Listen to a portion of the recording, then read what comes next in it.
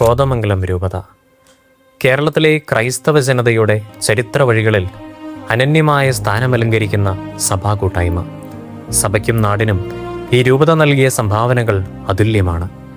2026 കോതമംഗലം രൂപത സ്ഥാപിതമായിട്ട് 7 പതിറ്റാണ്ടുകൾ പൂർത്തിയാകുന്നു.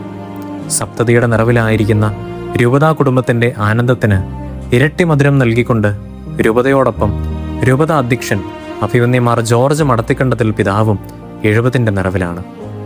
3.5 പതിറ്റാണ്ടുകാലം രൂപതയെ നയിച്ച കോതമംഗലം രൂപതയുടെ ദ്വിതീയ അധ്യക്ഷൻ അഭിവന്യ മാർ ജോർജ് പുന്നക്കോട്ടിൽ പിതാവിൻ്റെ നവതിയും ഈ വർഷമാണ് എന്നത് ഈ ആഘോഷ മത്സരത്തിൻ്റെ മാറ്റുകൂട്ടുന്നു. സപ്തതിയുടെ തികവിൽ രൂപതാ കുടുംബം അഭിവന്യ പിതാക്കന്മാരോടൊപ്പം ദൈവത്തിന് കൃതജ്ഞതയർപ്പിക്കാനായി 2026 മെയ് 3-ാം തീയതി കോതമംഗലം കത്തീഡ്രൽ പള്ളിയിൽ ഒരുമിച്ച് കൂടുകയാണ്. ഈ ആനന്ദവേളയിൽ കോതമംഗലം രൂപതാ കുടുംബം കടന്നു വന്ന ചരിത്ര വഴികളിലൂടെ കടന്നു പോവുകയാണ് കാർലോ TV. ചരിത്രത്തിൻ്റെ സംഭവബഹുലമായ താളുകൾ മറിയുകയാണിവിടെ. കാത്തിരിക്കാം രൂപതയുടെ ഇന്നലകളെ അറിയാൻ.